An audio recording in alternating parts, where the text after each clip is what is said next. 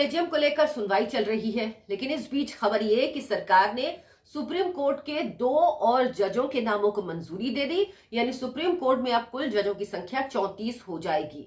लेकिन इस बीच जो 13 फरवरी को सुनवाई हुई, उसमें क्या कहा सुप्रीम कोर्ट ने। नमस्कार, बहुत बहुत स्वागत है आपका। आपके साथ मैं हूं अर्चना सिंह। आप देखना शुरू कर चुके हैं राष्ट्रपथ।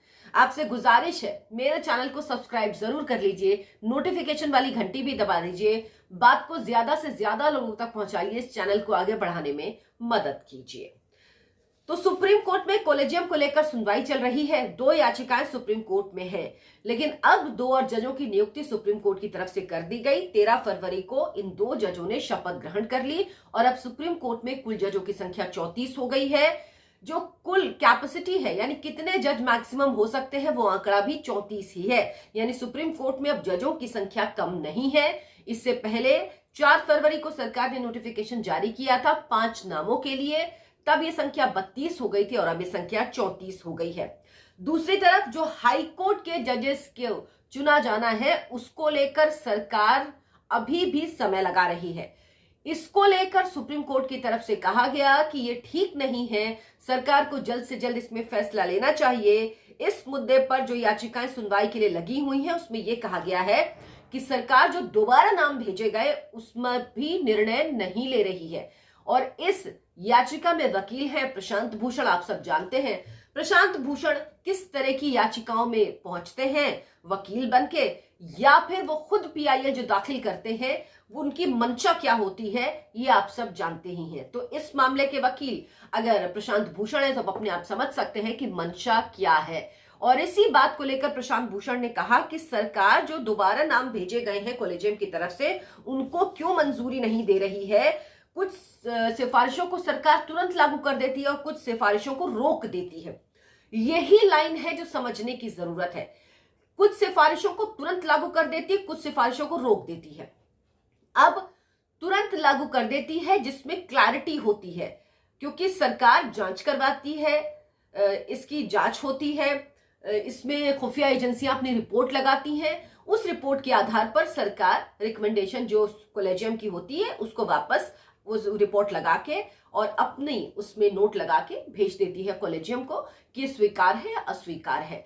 जो नाम स्वीकार करने वाले होते हैं उनको सरकार तुरंत स्वीकार कर लेती है, क्योंकि सरकार के पास ही वो सिस्टम है जिसके जरिए वो तय कर पाती है कि किन नामों को लिया जाना चाहिए, किन नामों का चुनाव होना चाहिए हाई कोर्ट और सुप्रीम कोर्ट के वकीलों के तौर पर, और किन नामों का चुनाव नहीं किया जाना चाहिए। लेकिन सुप्रीम कोर्ट अड़ी हुई है कि आप सब उन नामों को मंजूरी दो, हर एक उन नामों को आप मंजूरी दें जिन नामों को हमने भेजा है।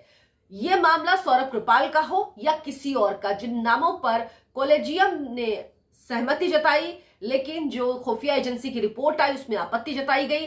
सरकार ने इस आपत्ति को कोलेजियम को फॉरवर्ड किया, लेकिन कोलेजियम इस बात को मानने के लिए राजी नहीं और इस रिपोर्ट को दरकिनार करके दोबारा सरकार के पास ये सिफारिश भेज देती है।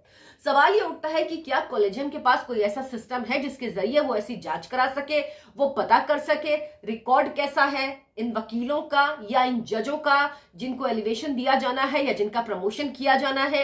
ये सिस्टम तो सिर्फ सरकार के पास ही है, और अगर सरकार कोई बात कह रही है और उसके प्रूफ में रिपोर्ट भी लगा रही है, खुफिया एजेंसियों की रिपोर्ट भी लगा रही है, तो भी क्यों सुप्रीम कोर्ट इस बात को मानने के लिए राजी नहीं है।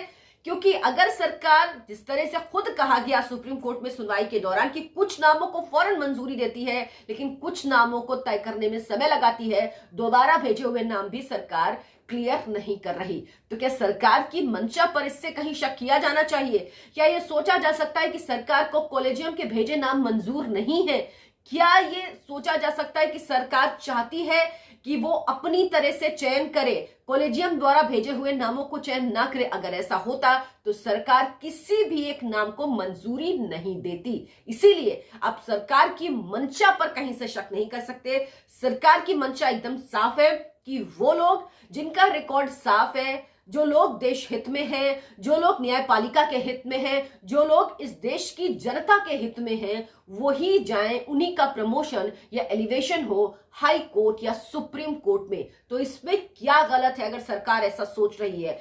क्यों सुप्रीम कोर्ट ये चाहता है कि वो जो भी नाम भेजता है उसको सरकार मंजूर करे ही करे। अगर किसी नाम को सरकार रिजेक्ट करती है तो वो क्यों इसको स्वीकार नहीं करता, इसको तो सुप्रीम कोर्ट को भी सोचना होगा। अगर आपको मेरा वीडियो पसंद आया हो तो लाइक करें, शेयर करें और मेरे चैनल को सब्सक्राइब जरूर करें। बात को ज्यादा से ज्यादा लोगों तक पहुंचाएं। नमस्कार।